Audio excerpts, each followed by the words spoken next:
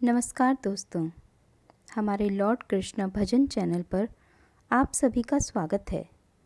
दोस्तों, आज हम श्रीमद् भगवत गीता का मोक्ष संन्यास योग नामक 18वां अध्याय लेकर प्रस्तुत हुए हैं। इस अध्याय में भगवान श्री कृष्ण ने अर्जुन को बहुत उपदेश दिया, किंतु अर्जुन ने किसी को भी स्वीकारा नहीं। अंत में भगवान श्री कृष्ण ने अर्जुन से कहा कि हे अर्जुन, तू सब कुछ छोड़कर मेरे शरणागत हो जा, मैं तुझे समस्त पापों से मुक्त कर दूंगा। तब अर्जुन ने शरणागति को स्वीकार किया। तो दोस्तों, यदि आपने अभी तक हमारे चैनल को सब्सक्राइब नहीं किया है तो प्लीज़ हमारे चैनल को सब्सक्राइब, लाइक और शेयर ज़रूर करें और बेल आइकन को प्रेस ज़रूर करें। तो चलिए दोस्तों, शुरू करते हैं श्रीमद् भगवत गीता का 18वां अध्याय। श्रीमद् भगवत गीता के 18वें अध्याय का महात्म्य। श्री पार्वती जी ने कहा, भगवान, आपने 17वें अध्याय का महात्म्य बतलाया, अब 18वें अध्याय के महात्म्य का वर्णन कीजिए। श्री महादेव जी ने कहा, गिरि नंदिनी, चिन्मय आनंद की धारा बहाने वाले 18वें अध्याय के पावन महात्म्य को, जो वेद से भी उत्तम है, श्रवण करो। यह संपूर्ण शास्त्रों का सर्वस्व, कानों में पड़ा हुआ रसायन के समान तथा संसार के यातना जाल को छिन्न भिन्न करने वाला है। सिद्ध पुरुषों के लिए यह परम रहस्य की वस्तु है। इसमें अविद्या का नाश करने की पूर्ण क्षमता है। यह भगवान विष्णु की चेतना तथा सर्वश्रेष्ठ परम पद है। इतना ही नहीं, यह विवेकमयी लता का मूल, काम, क्रोध और मद को नष्ट करने वाला, इंद्र आदि देवताओं के चित्त का विश्राम मंदिर तथा सनक सनंदन आदि महायोगियों का मनोरंजन करने वाला है। इसके पाठ मात्र से यमदूतों की गर्जना बंद हो जाती है। पार्वती, इससे बढ़कर कोई ऐसा रहस्य में उपदेश नहीं है जो संतप्त मानवों के त्रिविध ताप को हरने वाला और बड़े बड़े पातकों का नाश करने वाला हो। 18वें अध्याय का लोकोत्तर महात्म्य है। इसके संबंध में जो पवित्र उपाख्यान है, उसे भक्तिपूर्वक सुनो। उसके श्रवण मात्र से जीव समस्त पापों से मुक्त हो जाता है। मेरुगिरी के शिखर पर अमरावती नाम वाली एक रमणीय पुरी है। उसे पूर्व काल में विश्वकर्मा ने बनाया था। उस पुरी में देवताओं द्वारा सेवित इंद्र शची के साथ निवास करते थे। एक दिन वे सुखपूर्वक बैठे हुए थे। इतने ही में उन्होंने देखा कि भगवान विष्णु के दूतों से सेवित एक अन्य पुरुष वहां आ रहा है। इंद्र उस नवागत पुरुष के तेज से तिरस्कृत होकर तुरंत ही अपने मणिमय सिंहासन से मंडप में गिर पड़े। तब इंद्र के सेवकों ने देवलोक के साम्राज्य का मुकुट इस नूतन इंद्र के मस्तक पर रख दिया। फिर तो दिव्य गीत गाती हुई देवांगनाओं के साथ सब देवता उनकी आरती उतारने लगे। ऋषियों ने वेद मंत्रों का उच्चारण करके उन्हें अनेक आशीर्वाद दिए। गंधर्वों का ललित स्वर में मंगलमय गान होने लगा। इस प्रकार इस नवीन इंद्र को 100 यज्ञों का अनुष्ठान किए बिना ही नाना प्रकार के उत्सवों से सेवित देखकर पुराने इंद्र को बड़ा विस्मय हुआ। वे सोचने लगे, इसने तो मार्ग में न कभी पौंसले बनवाए हैं, न पोखरे खुदवाए हैं और न पथिकों को विश्राम देने वाले बड़े बड़े वृक्ष ही लगवाए हैं।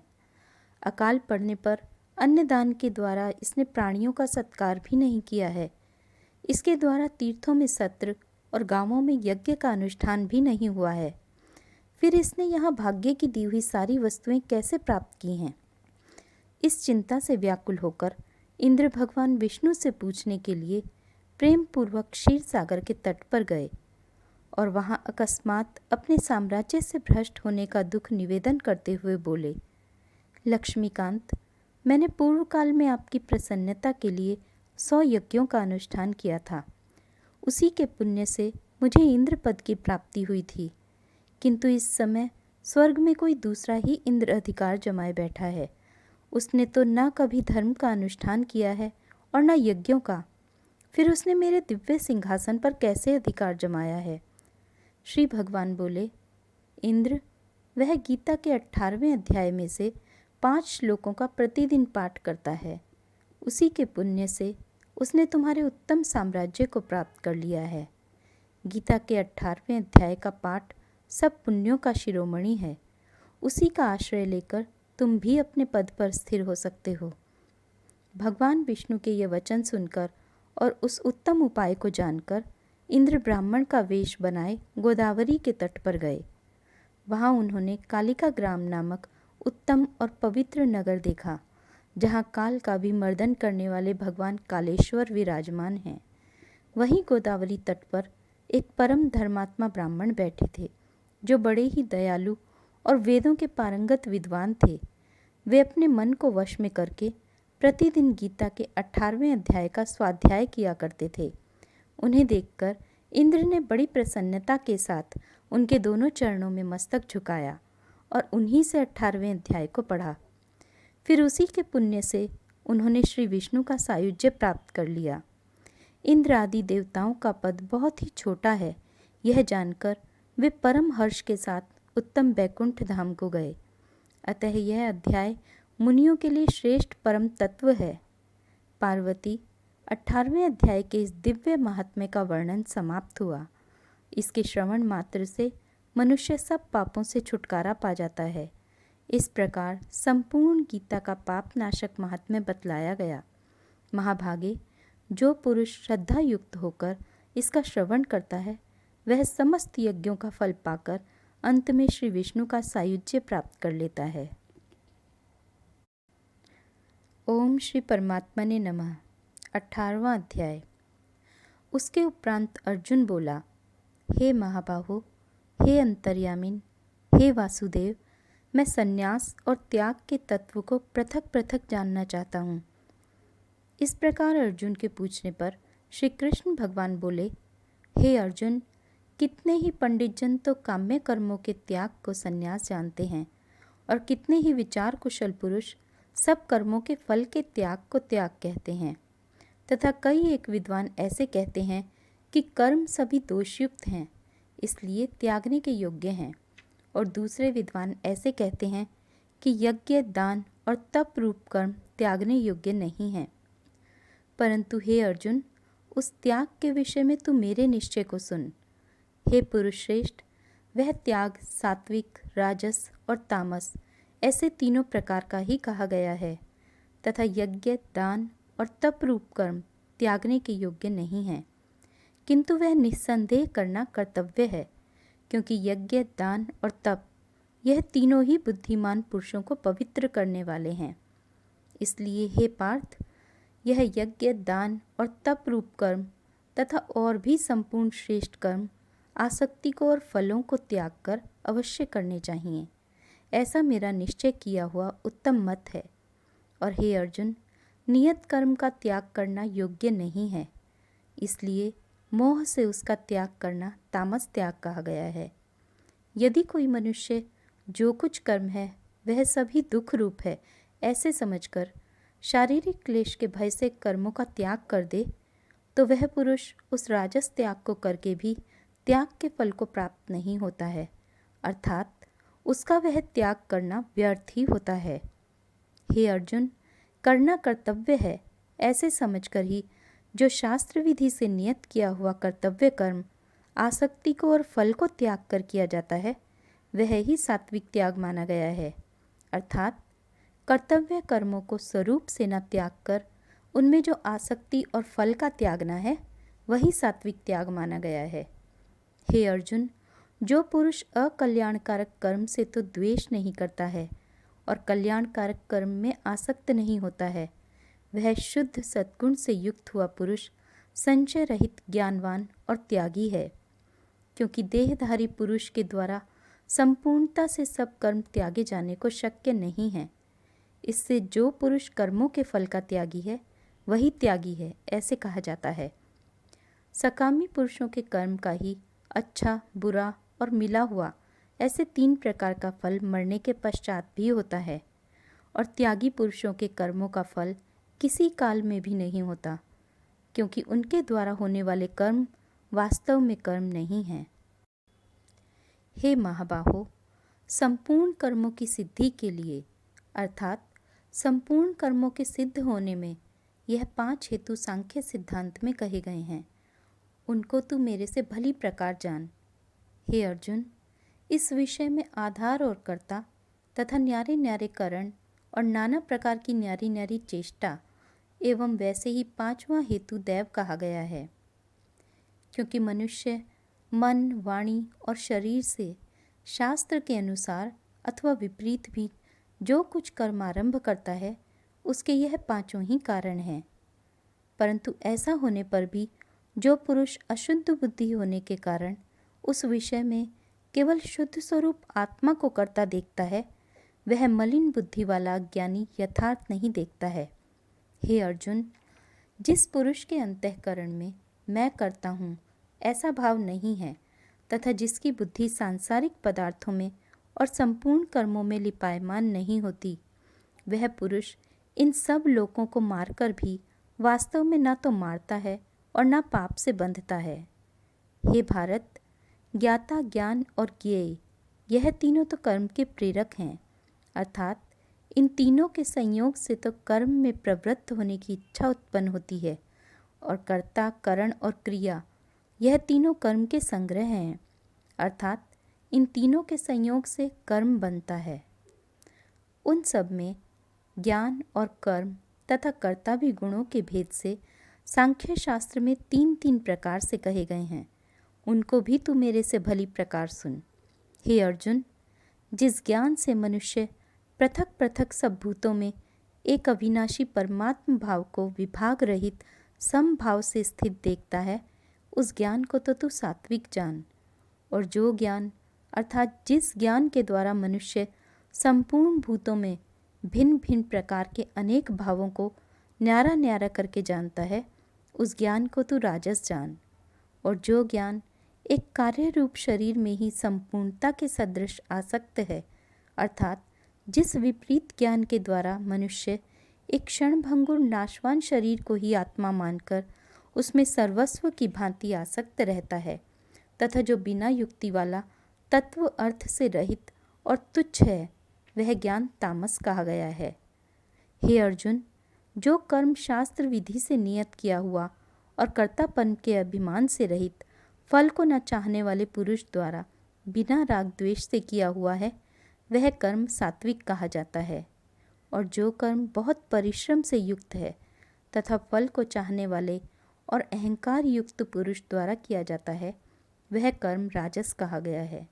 तथा जो कर्म परिणाम, हानि, हिंसा और सामर्थ्य को न विचार कर केवल अज्ञान से आरंभ किया जाता है, वह कर्म तामस कहा जाता है।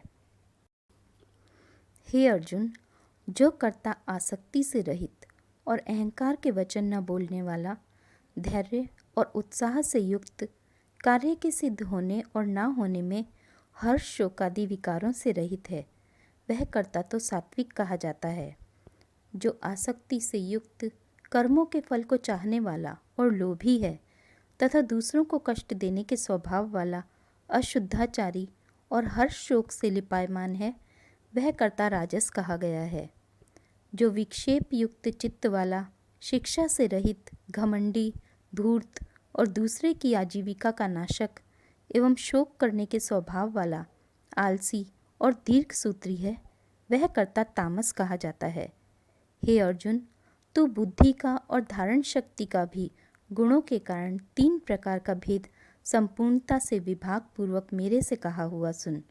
हे पार्थ, प्रवृत्ति मार्ग और निवृत्ति मार्ग को तथा कर्तव्य और अकर्तव्य को एवं भय और अभय को तथा बंधन और मोक्ष को जो बुद्धि तत्व से जानती है, वह बुद्धि तो सात्विकी है।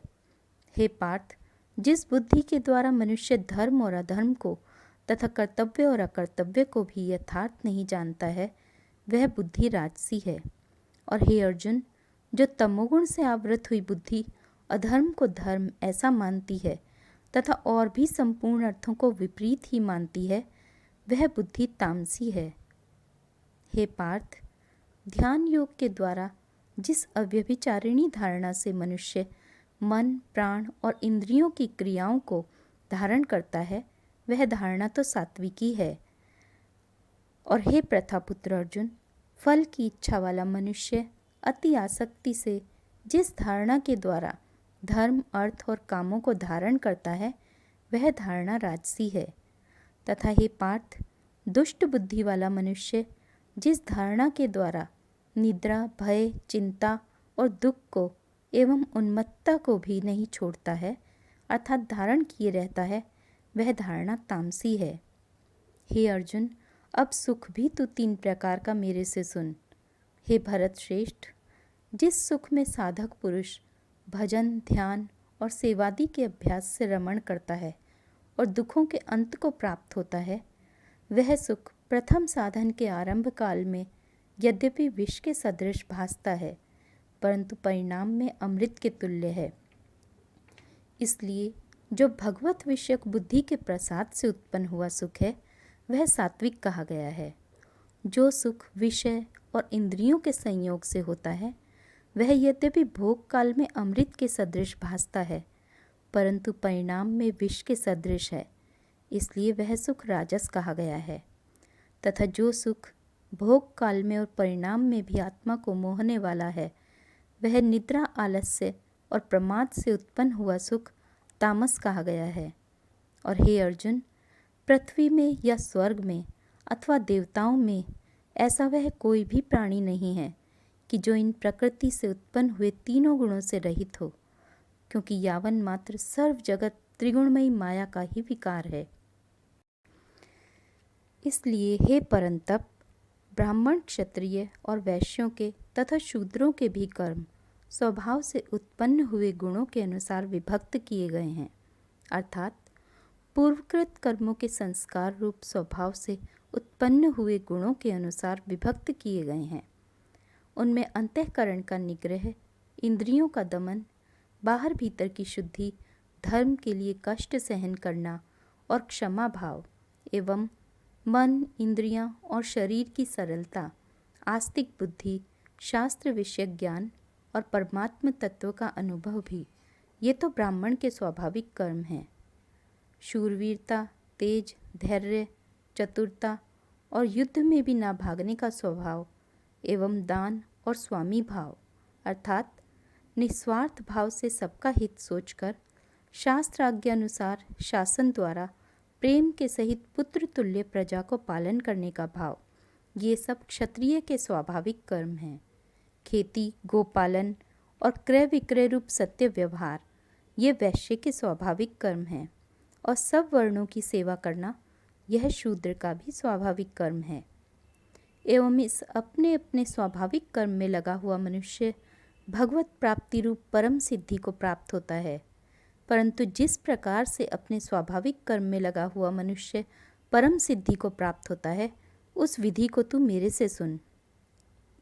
हे अर्जुन, जिस परमात्मा से सर्वभूतों की उत्पत्ति हुई है और जिससे यह सर्व जगत व्याप्त है, उस परमेश्वर को अपने स्वाभाविक कर्म द्वारा पूजकर मनुष्य परम सिद्धि को प्राप्त होता है।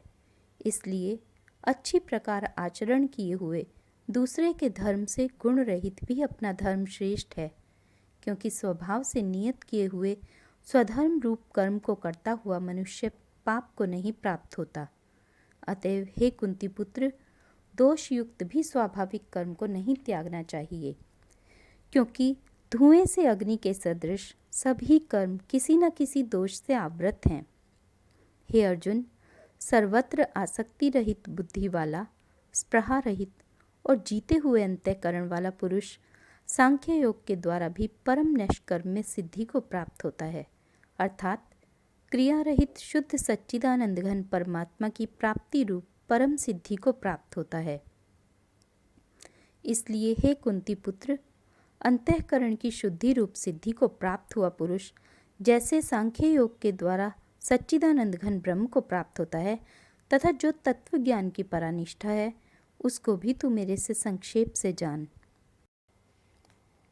हे अर्जुन, विशुद्ध बुद्धि से युक्त, एकांत और शुद्ध देश का सेवन करने वाला तथा मिताहारी, जीते हुए मन, वाणी, शरीर वाला और दृढ़ वैराग्य को भली प्रकार प्राप्त हुआ पुरुष निरंतर ध्यान योग के परायण हुआ, सात्विक धारणा से अंतःकरण को वश में करके तथा शब्दादिक विषयों को त्याग कर और राग द्वेषों को नष्ट करके तथा अहंकार, बल, घमंड, काम, क्रोध और संग्रह को त्याग कर ममता रहित और शांत अंतःकरण हुआ सच्चिदानंद घन ब्रह्म में एक ही भाव होने के लिए योग्य होता है। फिर वह सच्चिदानंद घन ब्रह्म में एक ही भाव से स्थित हुआ प्रसन्न चित्त वाला पुरुष ना तो किसी वस्तु के लिए शोक करता है और ना किसी की आकांक्षा ही करता है, एवं सब भूतों में समभाव हुआ मेरी पराभक्ति को प्राप्त होता है। उस पराभक्ति के द्वारा मेरे को तत्व से भली प्रकार जानता है कि मैं जो और जिस प्रभाव वाला हूँ, तथा उस भक्ति से मेरे को तत्व से जानकर तत्काल ही मेरे में प्रवेश हो जाता है, अर्थात अनन्य भाव से मेरे को प्राप्त हो जाता है। फिर उसकी दृष्टि में मुझ वासुदेव के सिवा और कुछ भी नहीं रहता। मेरे परायण हुआ निष्काम कर्मयोगी तो संपूर्ण कर्मों को सदा करता हुआ भी मेरी कृपा से सनातन अविनाशी परम पद को प्राप्त हो जाता है। इसलिए हे अर्जुन, तू सब कर्मों को मन से मेरे में अर्पण करके मेरे परायण हुआ समत्व बुद्धि रूप निष्काम कर्म योग का अवलंबन करके निरंतर मेरे में चित्त वाला हो। इस प्रकार तू मेरे में निरंतर मन वाला हुआ मेरी कृपा से जन्म, मृत्यु आदि सब संकटों को अनायास ही तर जाएगा। और यदि अहंकार के कारण मेरे वचनों को नहीं सुनेगा तो नष्ट हो जाएगा, अर्थात परमार्थ से भ्रष्ट हो जाएगा। जो तू अहंकार को अवलंबन करके ऐसा मानता है कि मैं युद्ध नहीं करूँगा, तो यह तेरा निश्चय मिथ्या है, क्योंकि क्षत्रियपन का स्वभाव तेरे को जबरदस्ती युद्ध में लगा देगा। हे अर्जुन, जिस कर्म को तू मोह से नहीं करना चाहता है, उसको भी अपने पूर्वकृत स्वाभाविक कर्म से बंधा हुआ परवश होकर करेगा, क्योंकि हे अर्जुन, शरीर रूप यंत्र में आरूढ़ हुए संपूर्ण प्राणियों को अंतर्यामी परमेश्वर अपनी माया से उनके कर्मों के अनुसार भ्रमाता हुआ सब भूत प्राणियों के हृदय में स्थित है। इसलिए हे भारत, सब प्रकार से उस परमेश्वर की ही अनन्य शरण को प्राप्त हो। उस परमात्मा की कृपा से ही परम शांति को और सनातन परम धाम को प्राप्त होगा। इस प्रकार यह गोपनीय से भी अति गोपनीय ज्ञान मैंने तेरे लिए कहा है। इस रहस्य युक्त ज्ञान को संपूर्णता से अच्छी प्रकार विचार के फिर तू जैसे चाहता है वैसे ही कर, अर्थात जैसी तेरी इच्छा हो वैसे ही कर। इतना कहने पर भी अर्जुन का कोई उत्तर नहीं मिलने के कारण श्री कृष्ण भगवान फिर बोले कि हे अर्जुन, संपूर्ण गोपनीयों से भी अति गोपनीय मेरे परम रहस्य युक्त वचन को तू फिर भी सुन, क्योंकि तू मेरा अतिशय प्रिय है। इससे यह परम हितकारक वचन मैं तेरे लिए कहूँगा। हे अर्जुन, तू केवल मुझ सच्चिदानंद घन वासुदेव परमात्मा में ही अनन्य प्रेम से नित्य निरंतर अचल मन वाला हो और मुझ परमेश्वर को ही अतिशय श्रद्धा भक्ति सहित निष्काम भाव से नाम, गुण और प्रभाव के श्रवण, कीर्तन, मनन और पठन पाठन द्वारा निरंतर भजने वाला हो, तथा मेरा अर्थात शंख, चक्र, गदा, पद्म और किरीट कुंडल आदि भूषणों से युक्त पीतांबर, वनमाला और कौस्तुभमणिधारी विष्णु का मन, वाणी और शरीर के द्वारा सर्वस्व अर्पण करके अतिशय श्रद्धा भक्ति और प्रेम से विह्वलता पूर्वक पूजन करने वाला हो और मुझ सर्वशक्तिमान, विभूति, बल, ऐश्वर्य, माधुर्य, गंभीरता, उदारता, वात्सल्य और सुहृदता आदि गुणों से संपन्न सबके आश्रय रूप वासुदेव को विनय भावपूर्वक भक्ति सहित साष्टांग दंडवत प्रणाम कर। ऐसा करने से तू मेरे को ही प्राप्त होगा, यह मैं तेरे लिए सत्य प्रतिज्ञा करता हूँ, क्योंकि तू मेरा अत्यंत प्रिय सखा है। इसलिए सर्व धर्मों को अर्थात संपूर्ण कर्मों के आश्रय को त्याग कर केवल एक मुझ सच्चिदानंद घन वासुदेव परमात्मा की ही अनन्य शरण को प्राप्त हो। मैं तेरे को संपूर्ण पापों से मुक्त कर दूंगा, तू शोक मत कर।